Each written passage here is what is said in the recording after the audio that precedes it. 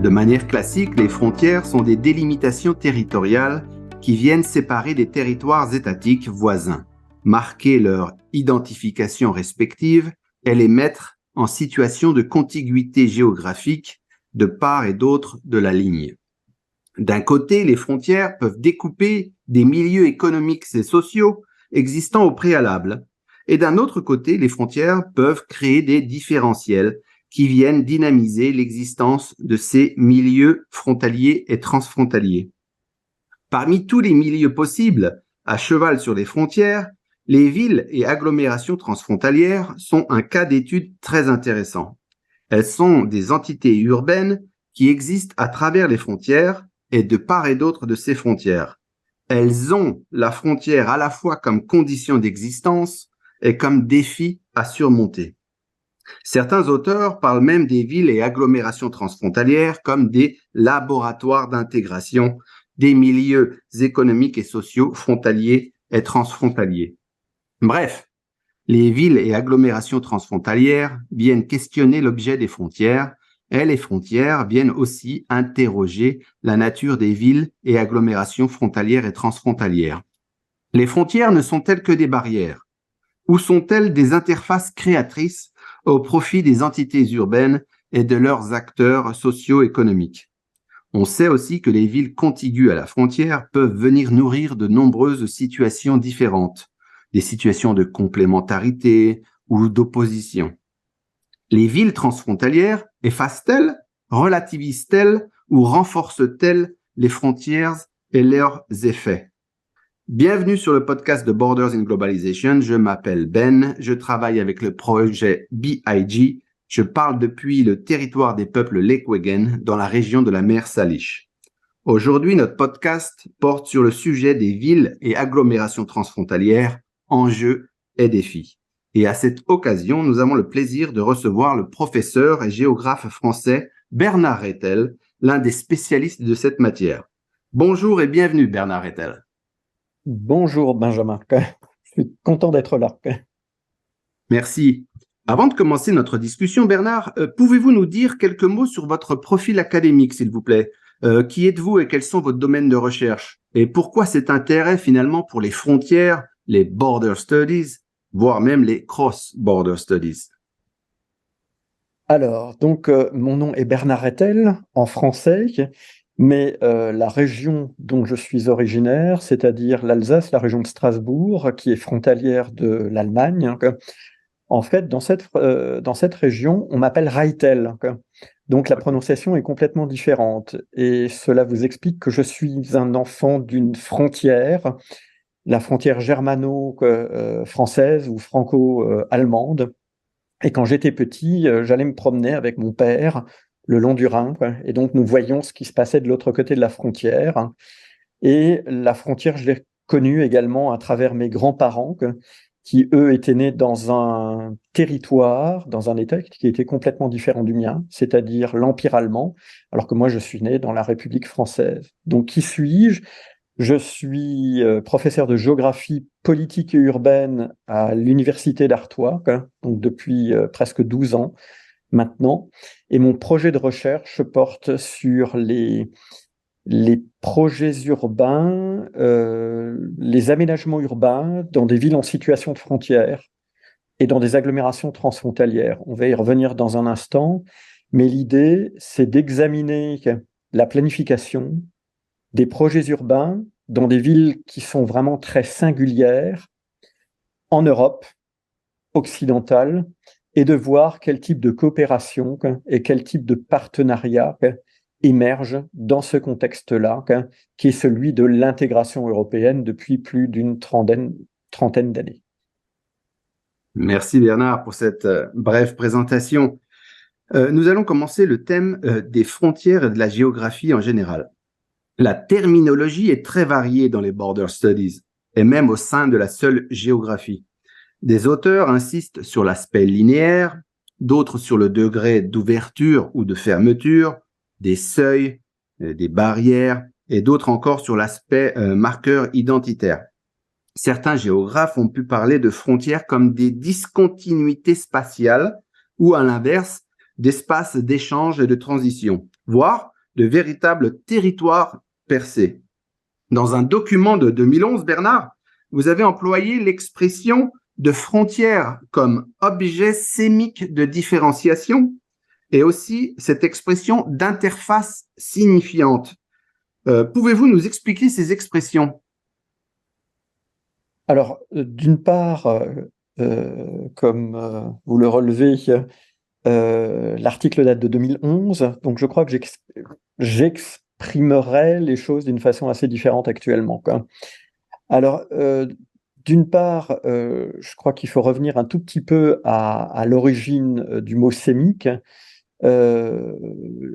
Sémique, je l'ai trouvé dans un ouvrage de Claude Raffestin qui m'a pas mal marqué, qui marque beaucoup de géographes qui s'intéressent à la dimension politique.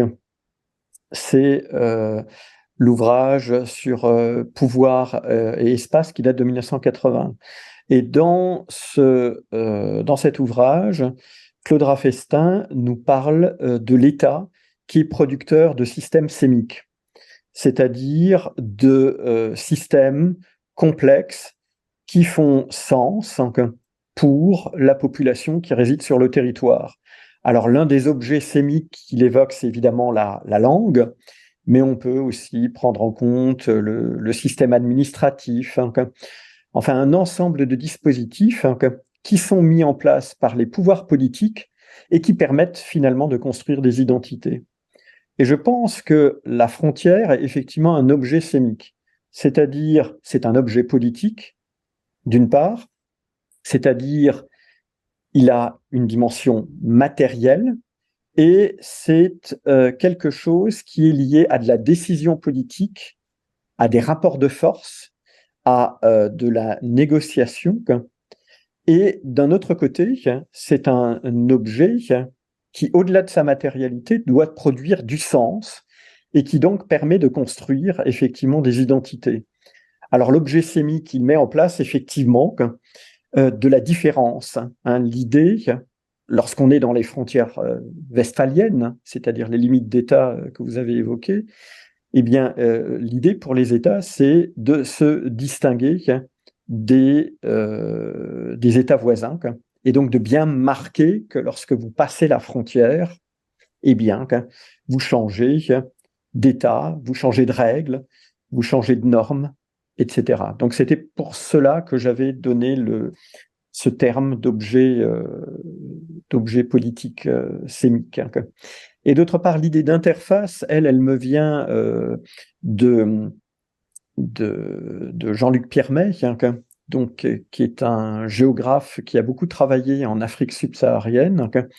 Et pour lui, la frontière est une limite signifiante, c'est-à-dire donc un objet inscrit dans l'espace, une ligne qui a une signification, là aussi, à la fois sur le plan politique, mais aussi dans les sociétés qu'elle circonscrit. Alors, cela étant, moi j'avoue que ma pensée, enfin d'une part ma pensée a évolué, et d'autre part, j'ai fait partie au début des années 2000, j'ai fait partie d'un groupe de recherche qui s'appelait le groupe Frontières et qui a signé un article qui est paru en ligne, qui doit dater de 2004 ou 2005. Donc c'est un groupe de chercheurs de l'Université de Strasbourg, dont faisaient partie notamment Christiane Arbaré-Schultz, Jean-Luc Piermet, que je viens de citer, Christophe Zone, Patricia Zander, Catherine Selimanowski et Antoine Bayer et moi-même. Et en fait, notre idée, qui s'inspirait quand même d'écrits qui avaient été produits soit par d'autres géographes, soit par des anthropologues, et qui a été repris ensuite, par la suite, par d'autres géographes, je pense notamment à Anne-Laure Amilazari, c'est que nous sommes dans un monde, donc celui du début du XXe siècle, dans un monde qui a connu des changements marquants, et dans lequel les frontières westphaliennes, c'est-à-dire les limites d'État, sont remises en cause. Elles sont contournées. Alors, il y a toute une série d'écrits qui montrent que ces frontières sont contournées, détournées, et notamment par l'émergence de nouveaux acteurs. Donc, on n'est plus dans un ordre international qui est organisé par les États, mais on voit émerger, d'une part, de grands acteurs économiques, de grandes firmes internationales, mais aussi d'autres types d'organisations internationales. On voit également que les États se regroupent au sein d'organisations régionales, dont la plus connue évidemment est l'Union européenne. Et tout ceci remet en cause, d'une part, la limite et d'autre part, la frontière westphalienne. Et donc l'idée, c'est que nous sommes dans un monde où, grâce à cette démultiplication d'acteurs qui arrivent à produire des normes, notamment spatiales, et bien dans ce contexte-là, on voit les frontières qui se démultiplient et qui prennent des formes extrêmement différentes. Donc la limite westphalienne est une frontière parmi d'autres dans un contexte de foisonnement des frontières. Non seulement on a des types de frontières différentes, mais également des formes qui évoluent, y compris la limite westphalienne, c'est-à-dire la relation entre des États peut prendre des formes très différentes, comme l'avait relevé Christian Arbach-Schulz avec notamment l'apparition des nœuds aéroportuaires. Mais je crois que je m'inscris vraiment dans cette idée que pour qu'il y ait frontières, il faut qu'il y ait un acteur ou plusieurs acteurs qui soient puissants, qui soient capables de produire des normes, qui soient capables de mettre en place des systèmes de régulation, qui soient capables de produire des objets sémiques, alors qui peuvent bouger. C'est cette idée de frontière mobile qu'évoquait Anne-Laure Amilazari ou Frédéric Giroux. Et du coup, c'est vrai que cette multiplication des frontières nous interroge tout particulièrement. En revanche, et je terminerai par ceci, c'est que moi, je m'intéresse dans mon quotidien à la limite westphalienne, même si j'ai conscience que nous sommes dans un monde qui est très mouvant, puisque les villes et les agglomérations transfrontalières sur lesquelles je travaille sont situées en bordure de frontières westphaliennes. Et là, la limite continue à jouer un rôle important. Donc, d'un côté, nous sommes dans un monde où les frontières se démultiplient, et d'un autre côté, je crois qu'il ne faut pas sous-estimer le rôle que continuent de jouer les frontières westphaliennes et ce qui peut se jouer sur certaines limites. Donc je crois qu'il faut réinterroger notamment ces limites westphaliennes, et c'est notamment le cas dans un contexte européen où on a pu croire à un moment donné que les frontières entre les États membres allaient disparaître, et l'expérience nous montre que ce n'est absolument pas le cas. Merci beaucoup Bernard pour cette synthèse scientifique des premières années du XXIe siècle où la frontière est soumise à de profonds bouleversements à la fois scientifiques et ontologiques. Alors, je trouvais ces expressions attrayantes intellectuellement d'objets sémiques de différenciation et d'interface signifiante. En tout cas, moi, elles me parlent beaucoup. En droit, la frontière internationale est le produit d'un traité de délimitation territoriale qui sépare des États voisins. Vous l'avez dit, c'est la fameuse frontière westphalienne. Mais au plan sociétal, la frontière agit aussi comme révélateur de systèmes contigus différents avec de nombreux acteurs distincts. Ma question est la suivante, Bernard. Et vous l'avez suggéré dans la réponse précédente. Les frontières sont-elles des objets de l'État ou sont-elles plutôt devenues des constructions plus complexes à plusieurs dimensions et plusieurs acteurs? Alors c'est vrai que de façon classique, dans la littérature, notamment des géographes tout au long du XXe siècle, l'intérêt porte sur les frontières westphaliennes. Cela étant, lorsqu'on lit Ratzel, qui est quand même le cofondateur de la géographie politique à la fin du XIXe siècle en Allemagne, ou lorsqu'on lit Frédéric Ancel, qui est l'un des principaux géographes qui a travaillé sur la frontière dans l'entre-deux-guerres en France, on est frappé de voir que pour eux, la frontière n'est pas simplement une limite, c'est d'une part une limite qui fluctue au gré des rapports de force qui existent entre les États. Et puis, j'ajouterais un troisième géographe qui est Jean Gottman, qui a fait une grande partie de sa carrière aux États-Unis, qui est connu pour avoir identifié la mégalopole nord-américaine, donc entre Washington et Boston, mais qui, dans un ouvrage du début des années 50, nous explique très clairement que la frontière n'est pas simplement une limite, la frontière westphalienne est aussi une zone, puisque les effets de la limite ne se font pas sentir simplement sur la limite en elle-même, mais aussi sur les espaces qui sont limitrophes à cette frontière. Et d'autre part, je crois qu'il ne faut pas, il faut regarder également ce qui a été écrit dans d'autres disciplines que la géographie. Je pense notamment à Georg Simmel, qui est un sociologue allemand, qui est mort pendant la Deuxième Guerre mondiale, pendant la Première Guerre mondiale. Mais je pense également à Friedrich Barth, qui est un anthropologue norvégien et dont certains écrits ont été repris par la suite par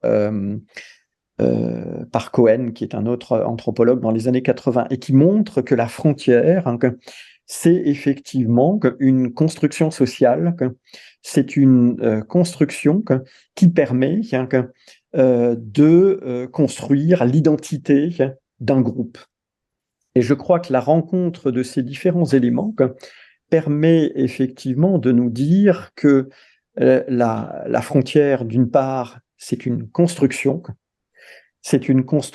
qui s'effectue dans le temps, soit par un acteur, par un pouvoir, mais cela peut être aussi une construction sociale, c'est-à-dire par un groupe humain organisé. Et c'est pour cela que je pense que le contexte du monde dans lequel nous vivons doit beaucoup nous interroger sur ce terme de frontière et qu'il ne faut absolument pas le limiter à la frontière westphalienne, c'est-à-dire celle qui relie ou qui sépare deux ou plusieurs États. En revanche, la question qu'il convient de se poser, au-delà des questions de définition, c'est effectivement la manière dont on peut étudier ces différentes formes de frontières, et notamment dans un contexte pluridisciplinaire. Merci Bernard. Nous avons pu passer en revue les ouvrages et les apports intellectuels de Ratzel, Simmel, Ancel, Gottman, Barth, Cohen. Et effectivement, les frontières ne sont plus uniquement en mesure d'être pensées à travers uniquement le cadre westphalien de l'interétatisme. Et comme vous l'avez dit, on observe de nombreux autres types de frontières et des frontières sous plusieurs formes.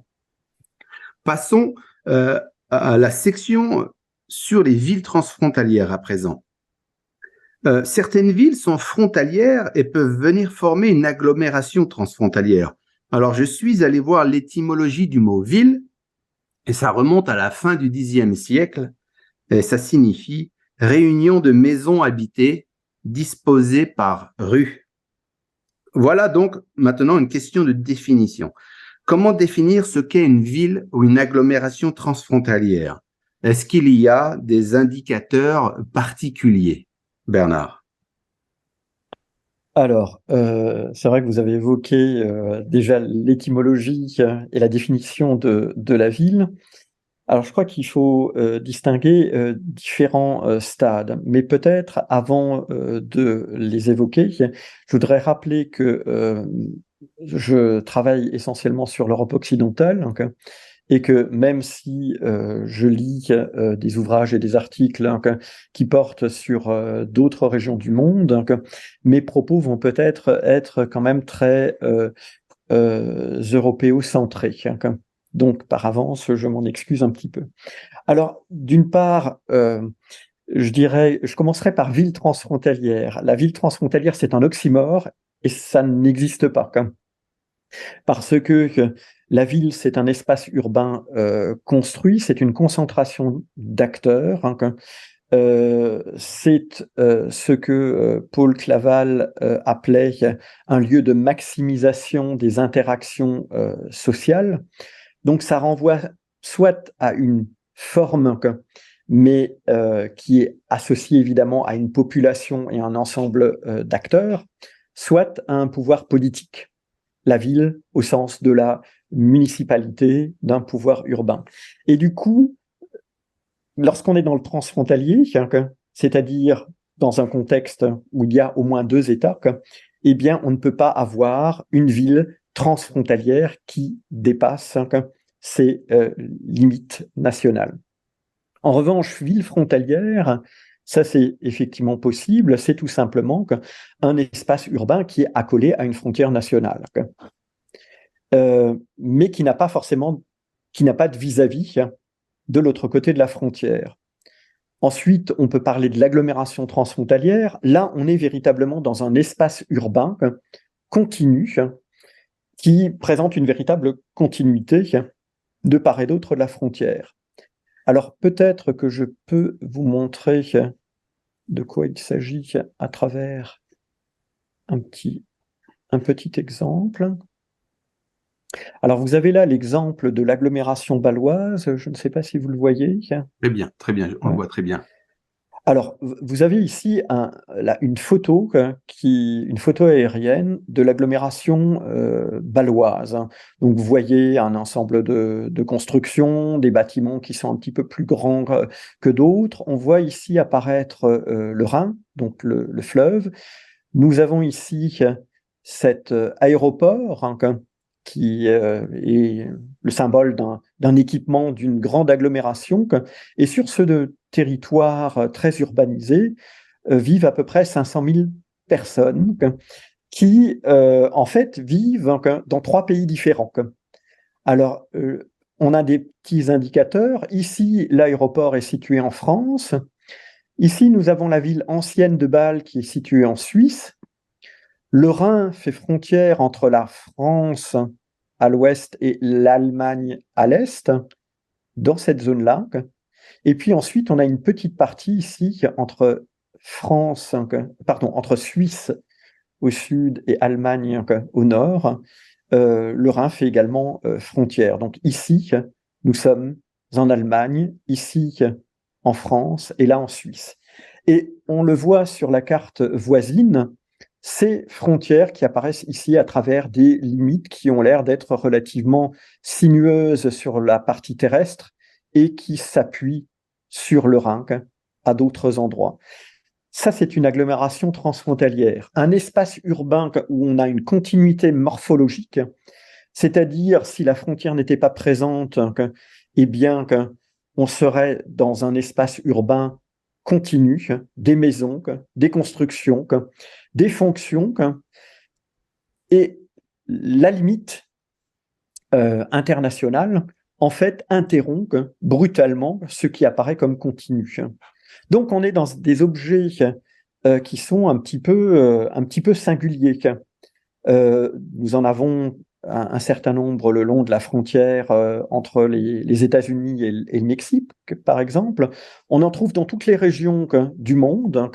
Et dans certains cas, on a une ville principale d'un côté et puis des extensions qui se trouvent de l'autre côté de la frontière. On peut avoir des configurations extrêmement différentes. Donc, pour terminer sur cet aspect-là, je crois que on peut dire que d'un côté, nous avons ces villes frontalières qui sont vraiment des espaces urbains avec un pouvoir politique d'un côté de la frontière, et donc qui vont certainement être influencés par la présence de cette frontière, et d'autre part des agglomérations transfrontalières qui, là, sont des espaces urbains qui sont traversés par une ou plusieurs frontières internationales. Et ça, forcément, ça nous interroge, puisque l'on a d'un côté l'espace urbain, donc une continuité, et d'autre part les frontières qui correspondent à des discontinuités territoriales, et donc qui matérialisent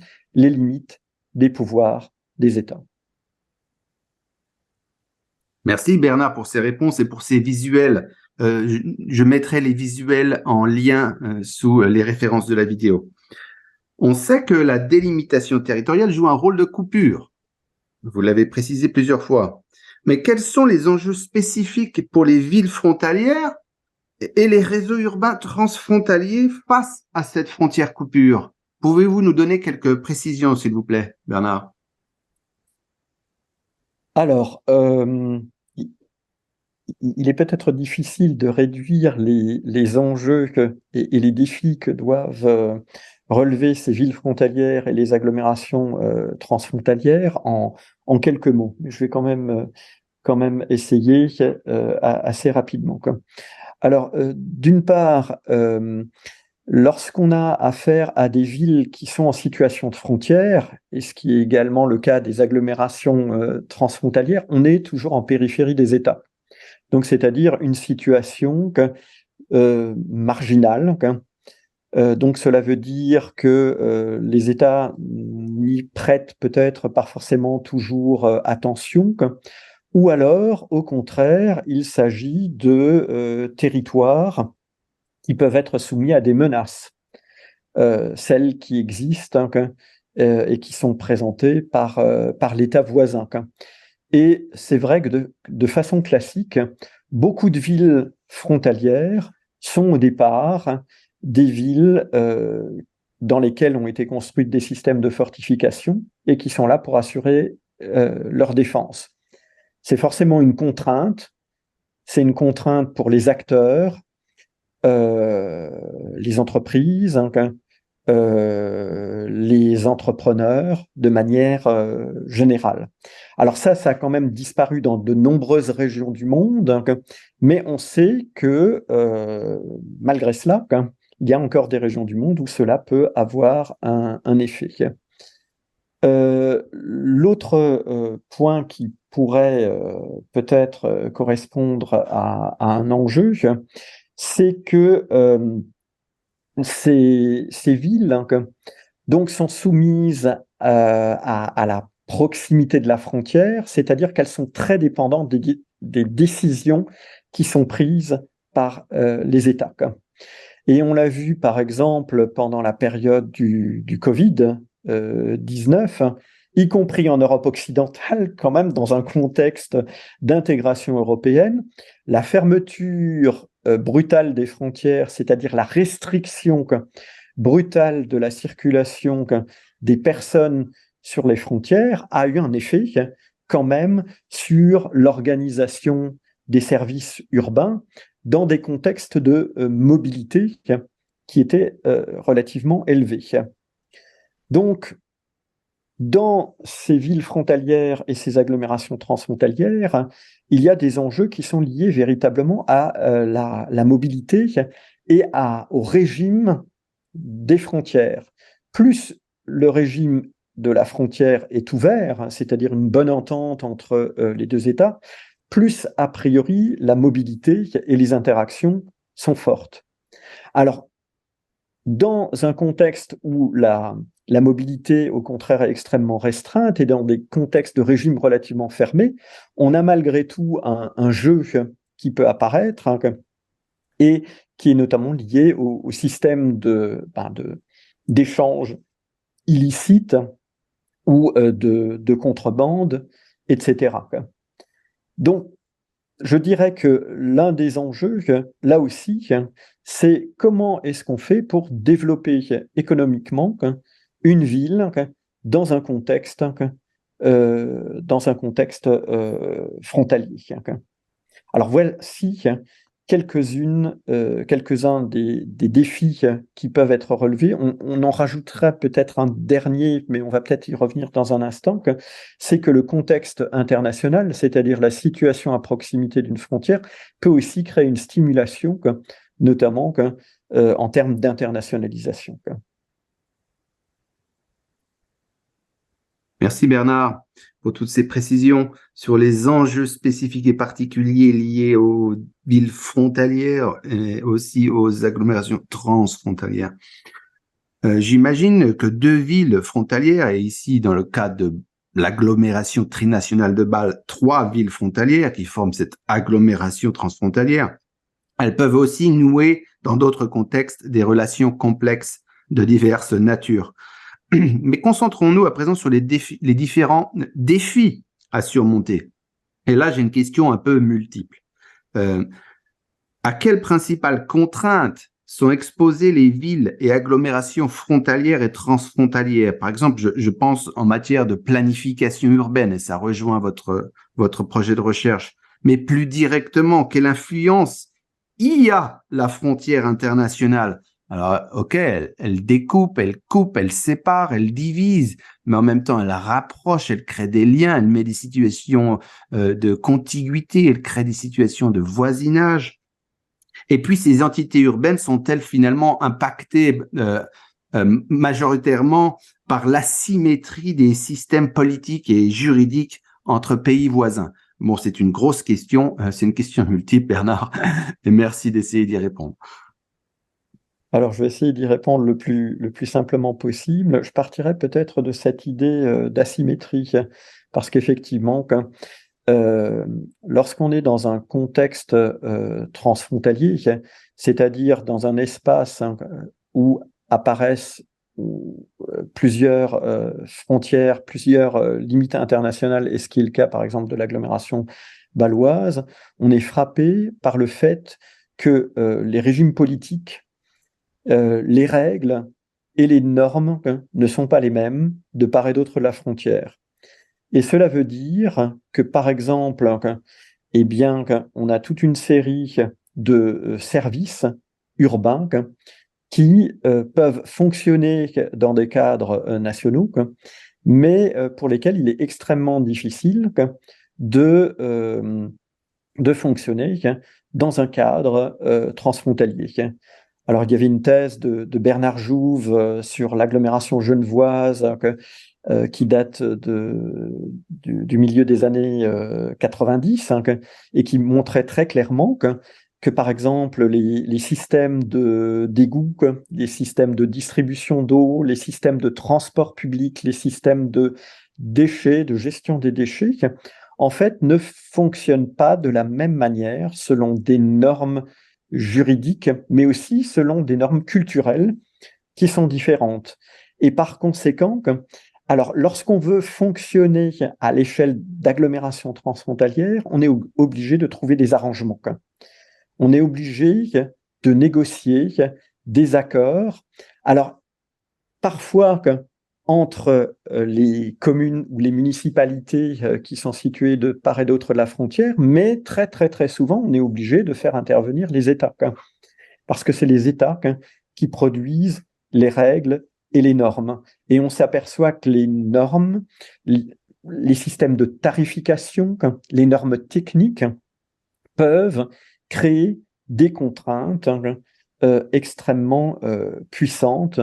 Et ça, c'est vraiment un problème de gestion qui est un problème très, très, très important, notamment dans ces agglomérations transfrontalières. Alors, les contraintes, évidemment, elles sont très, très fortes du fait des asymétries, mais on peut également s'interroger sur la manière dont les États peuvent regarder leurs frontières. Et dans certains cas, vous avez quand même des États qui ont mis en place des politiques spécifiques dans les agglomérations urbaines qui sont proches des frontières, notamment lorsqu'on a un différentiel économique qui est très très important. Alors évidemment, l'exemple le plus classique, c'est les maquiladoras, dans le nord du Mexique. Donc ce statut a été instauré, enfin ce dispositif a été instauré par l'État mexicain pour faciliter la mise en place d'entreprises qui ont profité, qui sont devenus du coup des sous-traitants pour les entrepreneurs qui étaient situés de l'autre côté de la frontière. Mais je pense également aux zones économiques spéciales qui ont été implantées autour de Hong Kong, par exemple, en Chine. Et on a beaucoup d'exemples comme ceux-là qui sont parfois moins connus. Donc, on voit bien que pour les États, les villes frontalières peuvent parfois jouer le rôle justement d'interface ou de relation avec un État voisin. Alors, les contraintes, c'est vrai qu'elles peuvent prendre également d'autres formes. On évoquait la contrainte militaire au début de cet entretien. Les militaires ont souvent eu un rôle de contrôle des acteurs, notamment économiques, sur les territoires, et ont créé des zones non edificandi, c'est-à-dire des zones où l'on ne pouvait pas construire. Donc, la frontière peut également avoir un effet sur la croissance urbaine, sur l'expansion spatiale des villes, et du coup, on a des villes qui ont parfois connu des croissances très importantes d'un côté de la frontière et parfois beaucoup moins fortes de l'autre. La question, c'est de savoir aussi, est-ce que dans certains cas, la frontière ne peut pas jouer un rôle de protection? Et c'est vrai que lorsque vous avez un État qui est en guerre, et bien, lorsque vous êtes dans le territoire voisin, vous pouvez, alors vous êtes obligé peut-être de gérer un afflux de réfugiés, mais cela veut dire que pour les populations, vous pouvez vous abriter, et c'est ce qui a été le cas de la Suisse, par exemple, pendant la Deuxième Guerre mondiale. Donc, je crois qu'il faut penser à une chose, je ne sais pas si j'ai utilisé le terme au début de l'entretien, mais la frontière, elle est ambivalente. Elle peut présenter des obstacles, des contraintes, mais d'un autre côté, si vous avez des acteurs politiques ou économiques, ou même des individus qui connaissent le système voisin, eh bien, on peut éventuellement exploiter les différentiels. Donc cette question est assez complexe, mais c'est vrai que l'asymétrie est quelque chose qui se révèle dans l'ensemble assez contraignant. Merci Bernard pour ces réponses claires à une question assez complexe et compliquée. Et comme vous l'avez dit, la frontière est ambivalente, elle est un peu à double face, voire même peut-être à plusieurs facettes. Et ma prochaine question rejoint cette idée d'interface dont vous avez parlé précédemment. Au-delà de la coupure, au-delà de l'effet divisoire, comment les villes frontalières et transfrontalières peuvent transformer les frontières en ressources?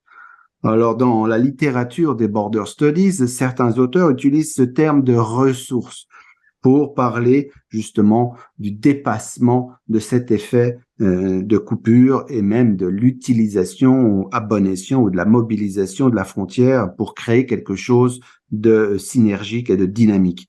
Voilà ma question. Et je pensais aux exemples de développement de complémentarité ou à la mutualisation de services ou d'équipements voisins, voire même à une forme d'intégration fonctionnelle ou institutionnelle dans les cas les plus élaborés. Voilà. Que pensez-vous de cette transformation des frontières en ressources et à quelle fin?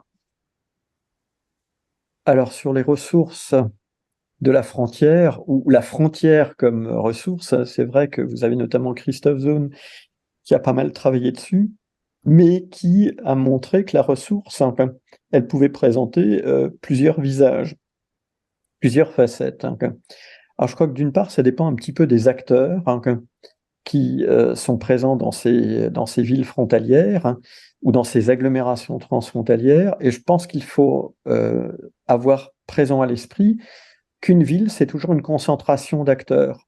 Donc des acteurs multiples qui ont des objectifs qui sont différents et qui peuvent parfois s'associer ou parfois entrer en conflit. La question de la ressource, c'est... alors, d'une part, je crois qu'il ne faut pas seulement envisager la frontière comme la ressource, la frontière ressource comme le dépassement de la frontière, mais il faut aussi envisager parfois que la frontière peut apporter de la protection, de la sécurité. On peut être protégé, on est sur un marché protégé, et par conséquent, on peut assurer un développement plus facile. En revanche, ce qui s'est effectivement peut-être plus clairement développé depuis quelques décennies, c'est comment les acteurs situés dans ces villes frontalières ou ces agglomérations transfrontalières exploitent les différentiels.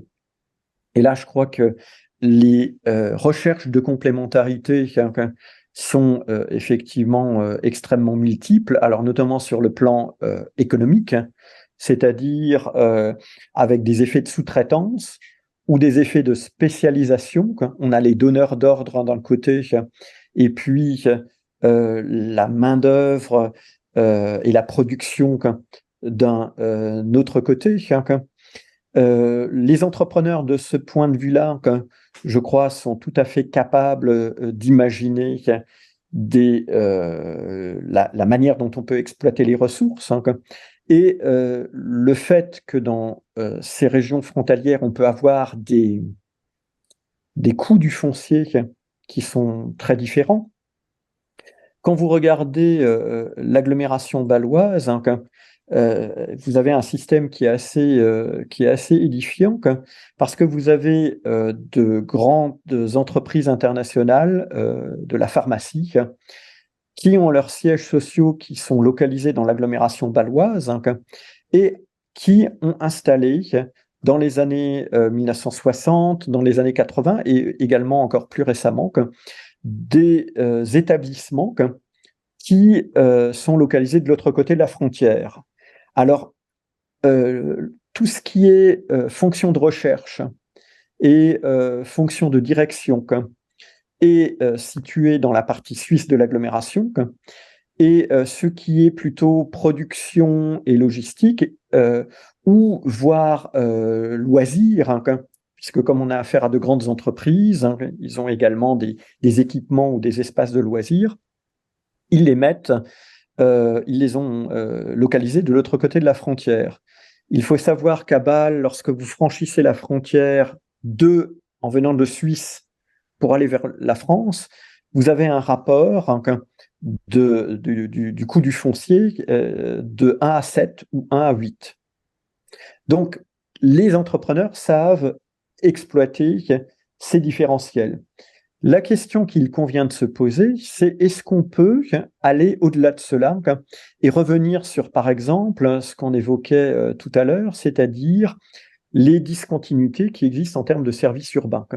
Est-ce qu'on peut mettre en place des complémentarités, que ce soit sur les transports publics, mutualiser des services? Alors, je ne connais pas tellement d'exemples ailleurs en Europe, mais en Europe, on a plusieurs exemples d'équipements publics qui peuvent être mutualisés. Alors, soit qui sont situés d'un côté de la frontière, et donc cela veut dire que les habitants qui sont situés de l'autre côté de la frontière vont venir dans le premier équipement. Donc, alors, c'est lié à une forte volonté politique. On a l'exemple de l'hôpital de Puigcerdà, par exemple, entre l'Espagne, entre la Catalogne d'un côté et puis la France, le Roussillon d'un autre côté, mais ça fait l'objet d'un investissement à la fois financier politique, humain, et l'hôpital est confronté à des difficultés de fonctionnement parce qu'on est dans un contexte non seulement transfrontalier sur le plan politique, mais aussi interculturel. On a des exemples également sur la frontière entre la Finlande et la Suède, cette ville double qui s'appelle Haparanda et Tornio, où on a des équipements qui n'existent que d'un côté de la frontière et qui sont destinés aux habitants localisés de part et d'autre de la frontière.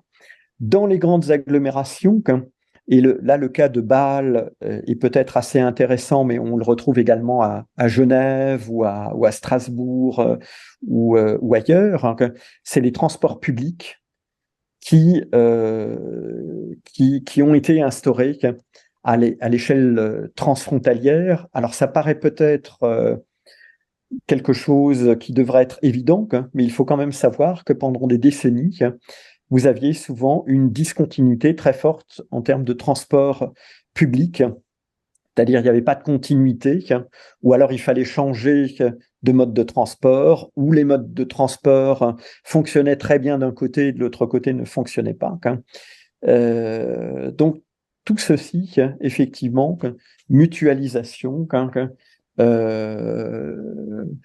c'est des choses qui sont possibles, mais ça demande un investissement politique, financier, et puis aussi en termes de ressources humaines qui est extrêmement important, puisque les équipements ne fonctionnent pas toujours selon les mêmes normes. Donc là aussi, il faut mettre en place des accords bilatéraux, ou dans certains cas trilatéraux.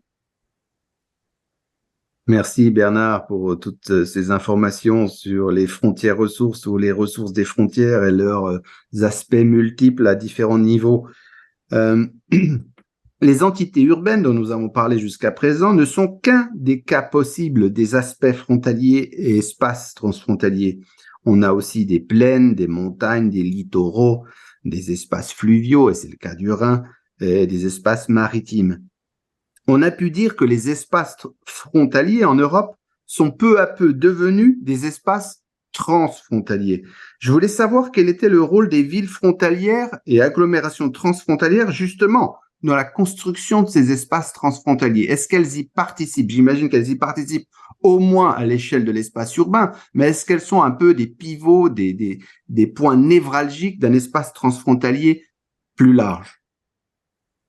Alors, tout d'abord, cela dépend un petit peu du régime des frontières. Lorsqu'on est dans un régime de frontières ouvertes, forcément, c'est ce que je disais tout à l'heure, les interactions ont tendance à être plus fortes. On est dans une sécurisation des espaces, et par conséquent, les villes qui sont situées aux frontières, eh bien, comme il s'agit de lieux qui sont à la fois des pôles d'emploi, des centres d'innovation, des lieux marchands, etc., elles ont tendance à attirer à la fois des travailleurs, des visiteurs, c'est également des lieux d'animation, et par conséquent, ces villes et agglomérations transfrontalières organisent et structurent des espaces, et cela se voit sur, non pas simplement à l'échelle de l'agglomération transfrontalière, mais également sur des espaces beaucoup plus vastes. On voit très très bien que des villes frontalières, même relativement petites, c'est-à-dire quelques dizaines de milliers d'habitants, attirent des populations sur plusieurs dizaines de kilomètres. Donc, on a véritablement des réseaux urbains transfrontaliers qui se sont progressivement organisés, structurés, alors peut-être beaucoup plus en Europe qu'ailleurs, puisque là on est dans un régime de frontières qui est extrêmement ouvert, et c'est clair que dans ce contexte-là, je crois qu'on peut dire véritablement que les espaces urbains transfrontaliers, les agglomérations transfrontalières jouent un rôle d'interface. Alors, il y a forcément un petit peu une asymétrie, mais sur le plan culturel, sur le plan des équipements, on a véritablement des espaces, des pôles qui structurent et qui animent des territoires qui sont extrêmement importants. Donc, je crois qu'on peut répondre très positivement à cette, à cette question, indéniablement. Après, la question qu'il conviendrait de se poser, c'est jusqu'où jusqu'où est-ce que ça structure, est-ce que c'est uniquement quelques kilomètres, ou bien est-ce que ça va beaucoup plus loin, plusieurs dizaines, voire plusieurs centaines de kilomètres. Ça, c'est une question à laquelle il est peut-être plus difficile de répondre. Juste peut-être encore un tout petit point, c'est que il y a une dimension qui est souvent intéressante dans ces villes frontalières et les agglomérations transfrontalières, c'est la dimension culturelle et qui n'est pas toujours tellement appréhendée. Le fait, d'un côté, lorsque vous êtes dans une ville frontalière, vous pouvez avoir une offre culturelle qui peut être extrêmement différente de celle à laquelle on est habitué de l'autre côté de la frontière. Ou, dans certains cas, on peut avoir des cultures qui sont véritablement transfrontalières. Je pense par exemple à la musique. La musique, c'est par essence même quelque chose qui est transnational, international, etc.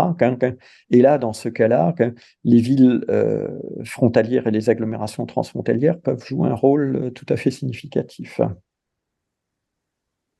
Merci Bernard pour avoir fait ces relations, établi ces liens complexes entre espaces frontaliers et espaces transfrontaliers en Europe à partir du cas et de l'apport des villes frontalières et des agglomérations transfrontalières. Et puis c'est vrai qu'on remarque une complexité, une interaction compliquée entre la frontaliérité, qui n'est pas du tout la même chose que la transfrontaliérité finalement. Les deux s'enchevêtrent, mais ils ne sont pas synergiques, on va dire. Passons au thème, si vous le voulez bien, Bernard, au thème des villes transfrontalières et de l'Union européenne. Cette Union européenne, comme on le sait, c'est une vaste construction juridique transnationale, à la fois autonome sur certaines dimensions, mais aussi, évidemment, toujours liée aux décisions des États membres sur d'autres dimensions. J'ai ici encore plusieurs questions en une. Selon vous, Bernard, quel est le rôle des villes frontalières dans le processus de construction européenne? Et d'ailleurs, comment l'Union européenne considère les initiatives de la part de ces villes frontalières et voire peut-être de ces agglomérations transfrontalières? Quelle est la situation, Bernard?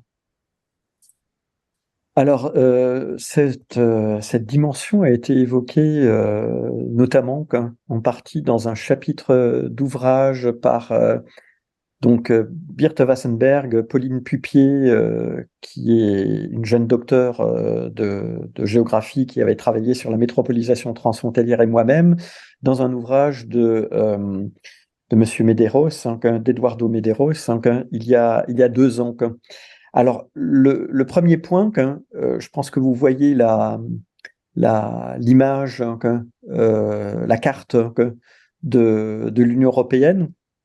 C'est une carte qui m'avait été prêtée par Christophe Zone, et qui est parue dans un ouvrage il y a quelques années, vous montre d'une part la réalité des agglomérations transfrontalières et des villes frontalières en Europe.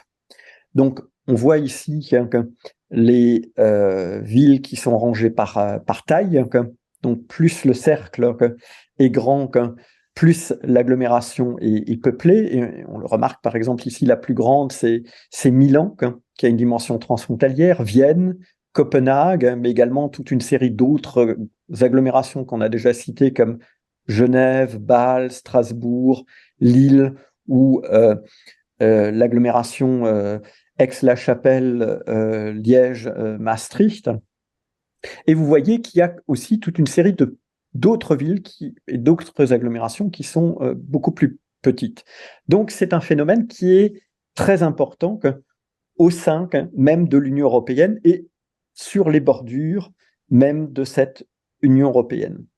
Alors, c'était le premier point que je voulais souligner. Le deuxième point qui répond à la première question, c'est que longtemps, les villes frontalières n'ont pas été véritablement été identifiées par les institutions européennes. Et ce n'est que, je dirais, à la fin des années 90, début des années 2000, que l'Union européenne a commencé véritablement à s'intéresser à la spécificité des villes et des agglomérations transfrontalières. Elle était plus intéressée par la frontière en tant que telle, les espaces transfrontaliers, les régions frontalières et transfrontalières, avec l'idée que l'ouverture des frontières et la création du marché unique de 1993 allait avoir des effets indéniables sur les espaces frontaliers, mais elle n'avait pas identifié le rôle spécifique des villes. Ça, c'est venu un petit peu plus tard, et cela a fait l'objet, notamment en 2009 et 2010, d'un projet européen qui s'appelait, donc d'un projet ESPON, qui s'appelait Metro Border, qui a travaillé plus particulièrement sur la réalité des agglomérations transfrontalières et notamment des grandes agglomérations, celles qui ont un rôle métropolitain et qui peuvent jouer un rôle véritablement structurant. Donc, longtemps que l'Union européenne n'a pas eu un regard très important sur ces villes, et ce n'est qu'un petit peu plus tardivement, au début des années 2000, que ça a véritablement commencé, avec un regard qui est peut-être plus particulier sur certaines villes, et notamment les plus importantes. En revanche, les villes frontalières et les agglomérations transfrontalières ont largement profité des financements européens et notamment des programmes Interreg qui ont été instaurés dès 1990. Et toutes les grandes agglomérations transfrontalières, notamment celles qui ont été citées, mais également les petites villes, ont bénéficié de fonds européens alors pour initier une multitude de projets. Alors, dans le contexte des aménagements urbains, qui est le thème sur lequel je travaille plus particulièrement, il y a eu un foisonnement d'initiatives. Beaucoup de villes ont essayé d'imaginer, de se projeter dans le temps et dans l'espace en mettant en place, en proposant des visions d'aménagement transfrontalier. Alors, c'est le cas notamment de Genève, où il y a eu plusieurs phases, mais également l'agglomération trinationale de Bâle, que j'évoquais tout à l'heure.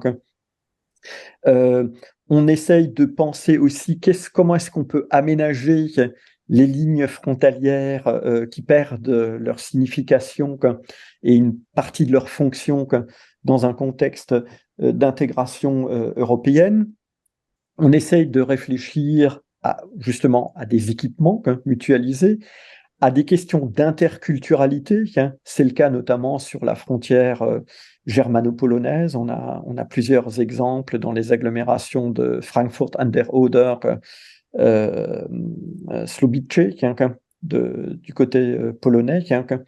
Les aménagements urbains, la mutualisation des services, la mise en place de transports publics, etc. Donc, les villes et les agglomérations en ont largement profité, et cela a permis de renforcer la coopération transfrontalière, les partenariats.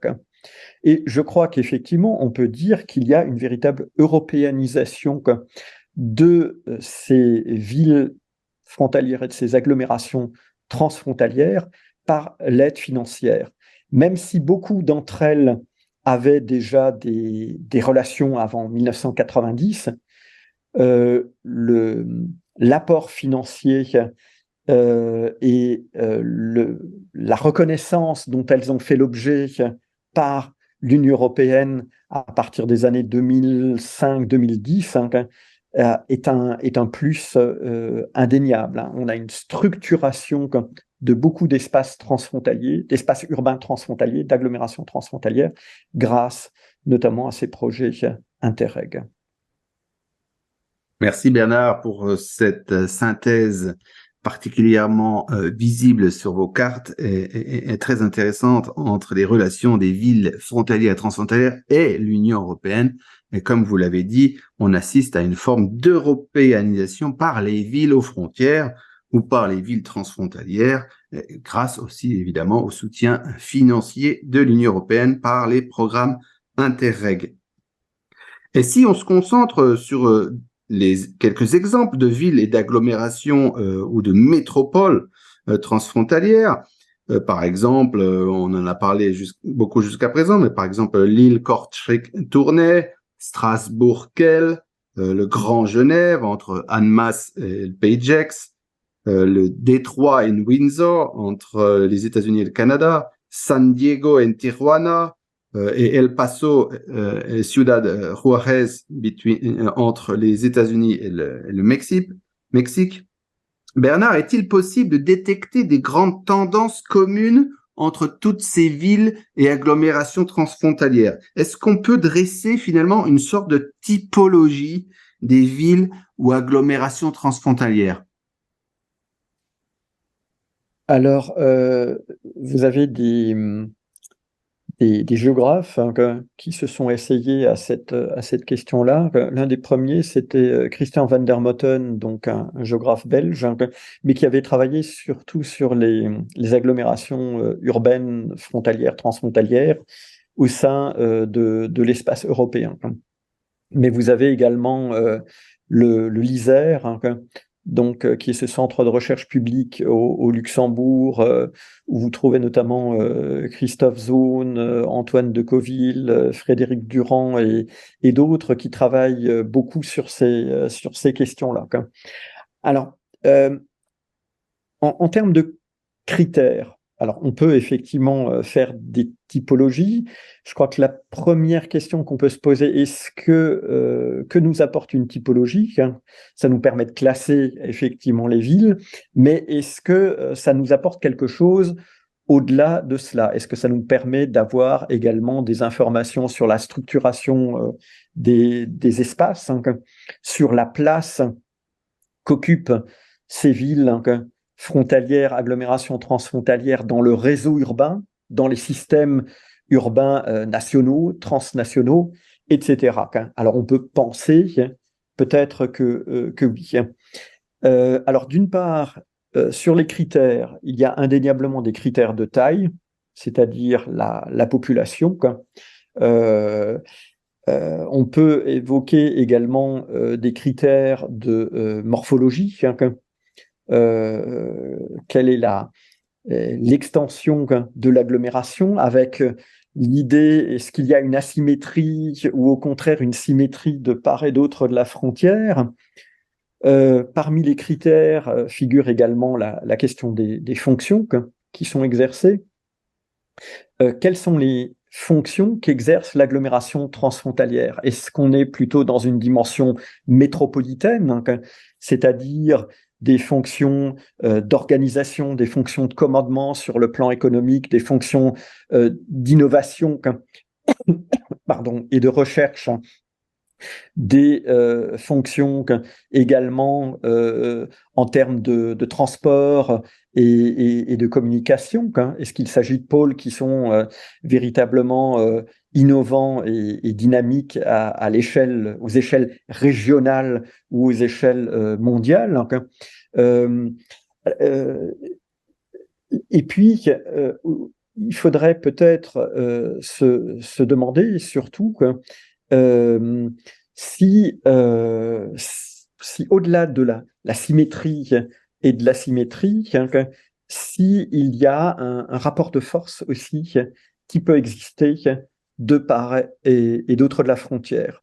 Donc, on peut effectuer une typologie entre les métropoles, les grandes villes, les villes moyennes, etc. Mais je pense qu'il faut le croiser avec cette question du rapport existant de part et d'autre de la frontière. Est-ce qu'on est dans des logiques d'intégration ou pas, d'intégration, notamment sur plan fonctionnel, c'est-à-dire est-ce qu'on fonctionne plutôt en osmose ou pas, et intégration aussi sur le plan institutionnel. Est-ce qu'il existe une gouvernance, un partenariat qui permet de faire fonctionner l'ensemble d'une façon à peu près cohérente pour l'ensemble des habitants? Donc, on a des questions de ce genre qui apparaissent. Alors, si l'on examine maintenant un petit peu les tendances, je crois que sur le temps long, c'est-à-dire, je dirais, quand je dis le temps long, on n'est pas dans le contexte des historiens, mais celui de géographes, c'est-à-dire de plusieurs décennies, je crois que d'une part, on peut observer qu'il y a une urbanisation des frontières depuis, je dirais largement depuis les années 60. On a des villes doubles, des villes frontalières qui sont devenues des agglomérations transfrontalières. L'exemple de la frontière États-Unis-Mexique est tout à fait évidemment présent, mais on pourrait regarder aussi ce qui s'est passé en Asie, en Afrique, notamment en Afrique subsaharienne. On a de nombreuses villes qui se sont développées, où les marchés ont permis de construire une dimension transfrontalière. Donc là, on est vraiment sur l'exploitation du différentiel. D'autre part, les interactions ont aussi largement augmenté.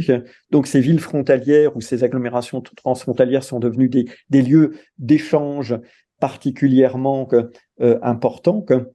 En même temps, je crois que ce qu'on observe aussi, c'est une différenciation à l'échelle internationale entre des agglomérations qui sont parfois extrêmement dynamiques, qui ont connu une forte croissance, et au contraire, d'autres qui sont plutôt dans des situations secondaires ou marginales. Et je crois que le paradoxe de ces espaces urbains transfrontaliers, c'est qu'on est dans des systèmes qui sont sur le plan de la gestion. Parfois, c'est des systèmes qui sont duaux, donc avec deux systèmes qui fonctionnent avec de très fortes interactions, mais où la gestion continue à être différente de part et d'autre de la frontière. Donc, des problèmes de gestion, des difficultés de gestion, et je pense que la gouvernance transfrontalière, elle fonctionne bien dans certains espaces, je pense notamment au sein de l'Union européenne, pour les pouvoirs publics, mais dans beaucoup de cas, on est plutôt dans des logiques de tension ou de difficulté. Et dernière tendance, c'est que c'est le rapport entre les villes et les États qui nous interroge dans ces contextes-là. Et les États, dans certains cas, ont tendance à vouloir reprendre la main et à contrôler véritablement les villes dans des contextes transfrontaliers, ou ne s'intéressent pas aux villes.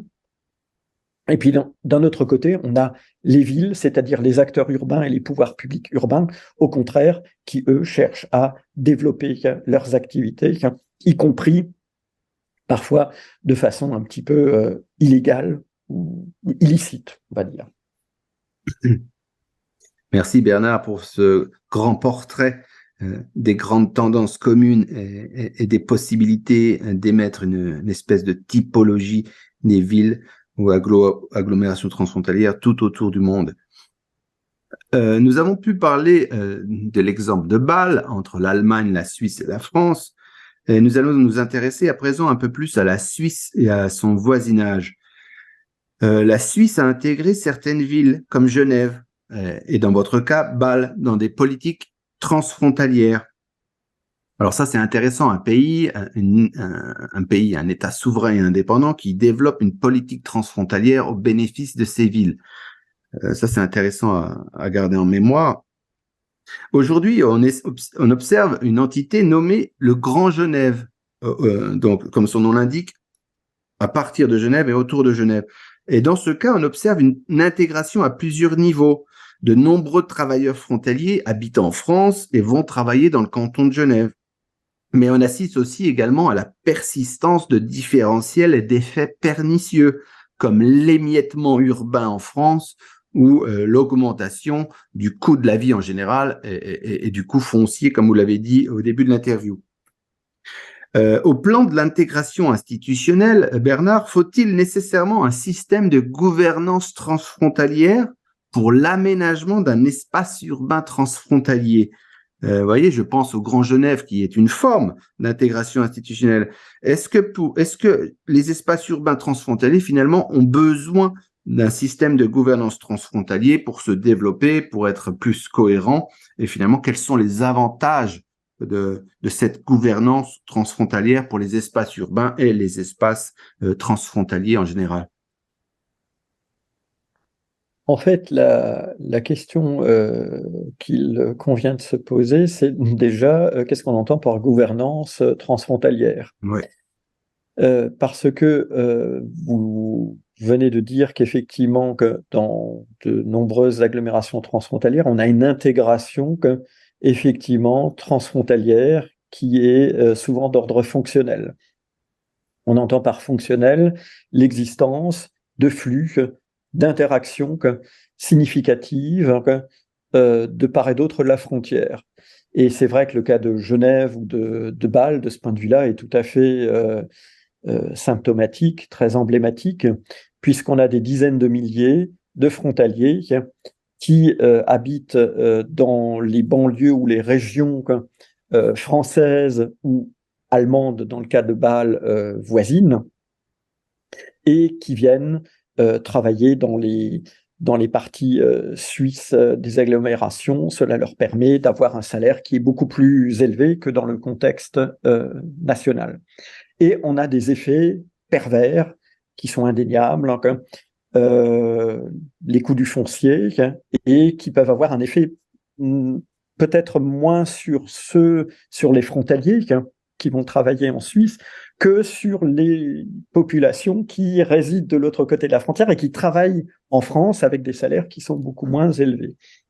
Alors c'est vrai que la gouvernance, il en faut que la gouvernance, de toute façon, elle est nécessaire. Si l'on entend par gouvernance les relations, les partenariats existants entre des pouvoirs publics de part et d'autre de la frontière, avec l'idée d'échanger, de s'informer, de trouver des solutions à des problèmes qui peuvent être communs ou qui peuvent toucher une partie de la population, celles qui vivent d'un côté de la frontière, eh bien, indéniablement, on peut parler de gouvernance transfrontalière et elle est nécessaire.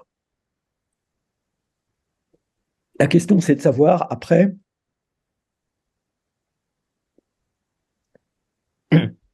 est-ce qu'on peut aller plus loin? Est-ce qu'il y a une véritable intégration fonctionnelle qui s'instaure ou pas? Et là, les exemples suisses nous montrent que l'intégration fonctionnelle n'est pas toujours très développée. C'est-à-dire, intégration fonctionnelle, c'est la mise en place d'un cadre juridique relativement poussé, comme les groupements européens de coopération territoriale, par exemple, ce qui a été instauré à Lille, Kortrijk, Tournai, par exemple. Et les cas de Bâle et de Genève montrent que sur les dernières décennies, c'est plutôt un système d'association relativement souple qui a fait ses preuves, parce que ça permet on se met d'accord sur un certain nombre d'éléments, on signe un certain nombre d'accords ensemble, mais on n'a pas un cadre politique qui est excessivement contraignant, quoi. Donc, Alors, Bernard, vous faites vraiment la différence entre un système de gouvernance plutôt de nature fonctionnelle et un système de gouvernance plutôt institutionnel. Hein. Vous faites la Alors, différence, hein, parce que le système de gouvernance fonctionnelle est plutôt lié à la gestion des flux et la gouvernance plutôt de type institutionnel est liée à la présence d'un régime juridique accepté de part et d'autre, un arrangement politico-juridique entre les différents partenaires, hein. Vous faites la différence. Alors, je ne dirais pas que dans le premier cas, on est dans de la gouvernance fonctionnelle. Le fonctionnel, c'est plutôt de l'intégration. C'est-à-dire, il y a intégration fonctionnelle lorsqu'il y a beaucoup d'interactions et beaucoup de flux. Non, en revanche, je dirais qu'il y a un niveau de gouvernance qui serait plutôt qui relèverait plutôt d'une logique euh, associative, hein, ou de partenariat qui est relativement souple sur le plan juridique, et d'autre part, une autre forme de gouvernance, hein, qui correspondrait à une intégration fonctionnelle relativement poussée sur le plan juridique, mais l'intégration poussée sur le plan juridique ne se traduit pas forcément par par des accords qui fonctionnent toujours très très bien. Dans le cas de l'île Kortrijk-Tournai, il y a eu donc le GECT a été créé, si je me souviens bien, en 2008, avec l'ensemble des pouvoirs publics qui sont présents de part et d'autre de la frontière, à toutes les échelles, donc y compris les États. Mais finalement, cette forme de gouvernance s'est heurtée au fait qu'il y avait trop d'acteurs qui étaient présents à un moment donné autour de la table. Et en fait, pendant une période, on a plutôt été dans une logique de blocage que dans une logique de projet et de développement. Alors, le GCT est revenu là-dessus, donc il a fait preuve de nombreuses initiatives ces dernières années, mais on s'aperçoit qu'une intégration institutionnelle trop poussée peut rigidifier les rapports entre les pouvoirs publics de part et d'autre de la frontière. C'est plutôt ça que... Donc c'est plutôt... Moi je pense qu'il faut plutôt se dire quel type de projet est-ce qu'on envisage de développer sur le temps long? C'est-à-dire être dans une logique de projet. L'institution, d'un côté, signifie qu'on entre dans une logique de durabilité, de pérennité. C'est pour ça qu'on construit des institutions. Mais d'un autre côté, ça peut un petit peu rigidifier le système. Donc, il faut peut-être préférer une logique de projet, tracer des perspectives, développer une stratégie. Thank you, Bernard. Merci beaucoup, Bernard, pour toutes ces précisions dans le cœur, dans le foyer, dans le foyer le plus chaud de la production d'espaces frontaliers et de relations transfrontalières entre différents acteurs à différents niveaux à travers les cas des villes et agglomérations transfrontalières. C'est la fin de notre interview et j'ai une dernière question pour vous, Bernard.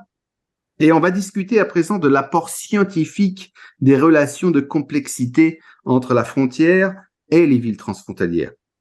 Au final, Bernard, comment les villes frontalières et transfrontalières peuvent-elles nous aider à mieux comprendre le phénomène des frontières et des processus frontaliers et transfrontaliers? Quels sont les enseignements de cette thématique?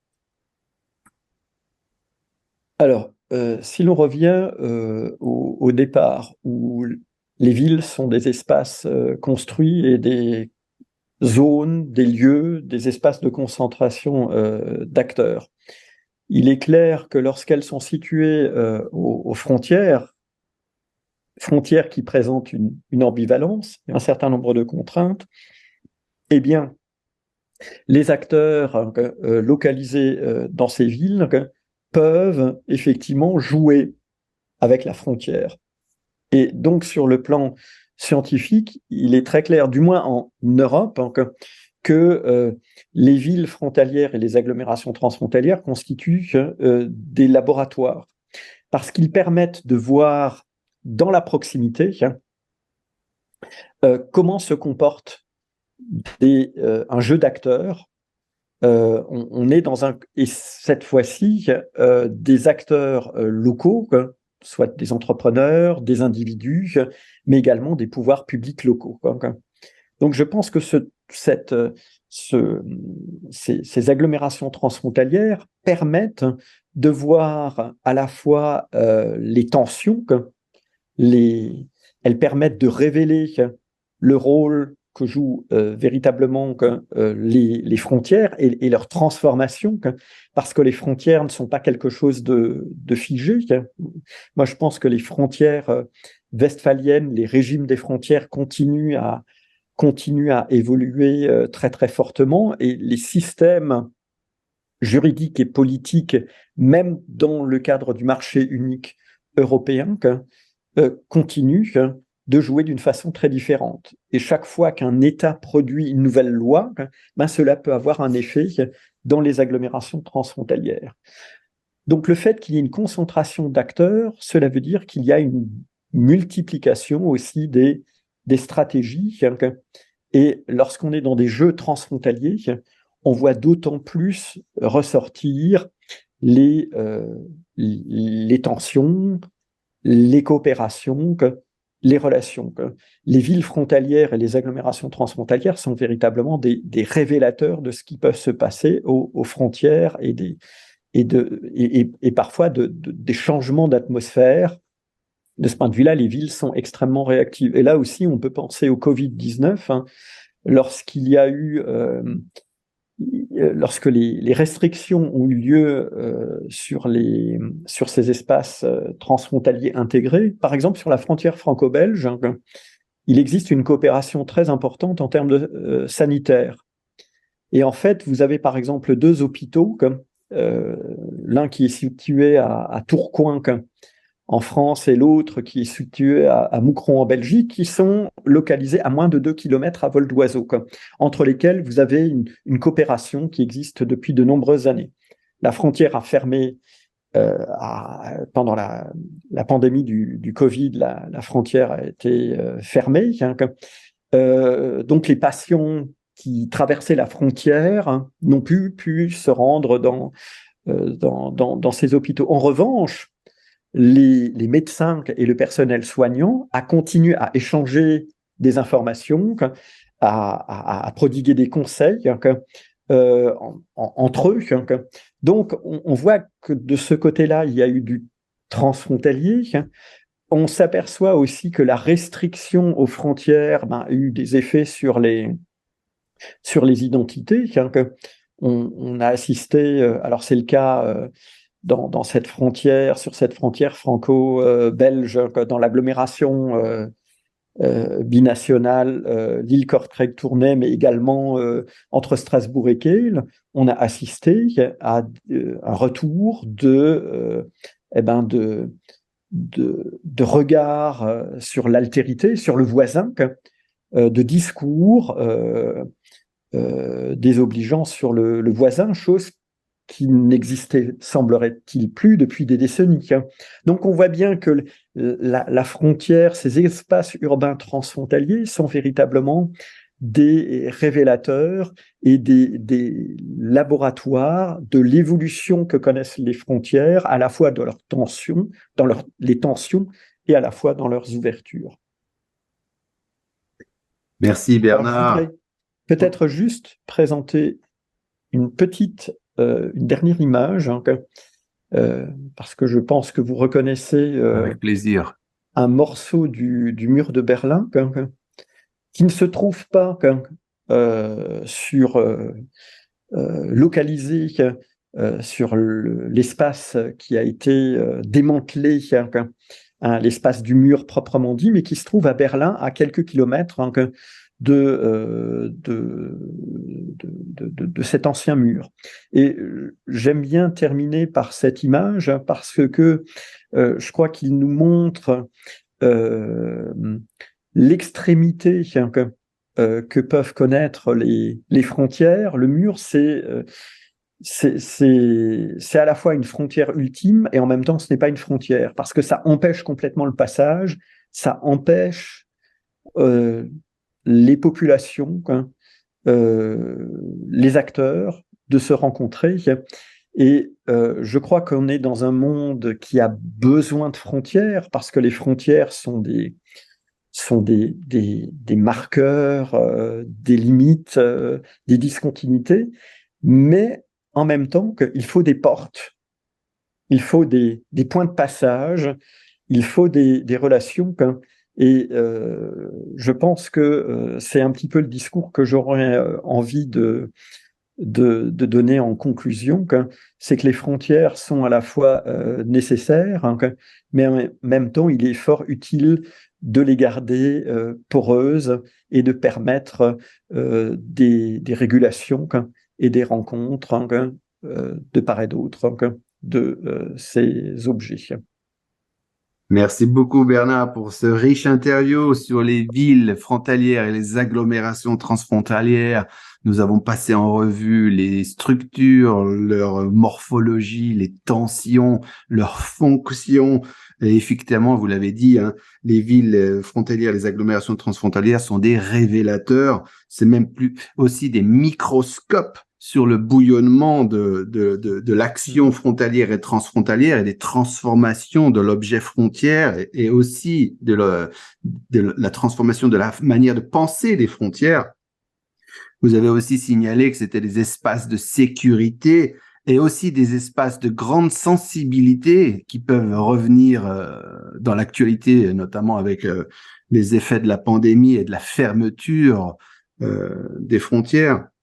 Et on peut aussi dire que les villes frontalières et les agglomérations transfrontalières sont assez avant-gardistes dans la recherche sur les frontières, car elles permettent de nombreuses réflexions avec des exemples très concrets, à la fois de tensions, mais aussi de belles articulations de part et d'autre de systèmes différents.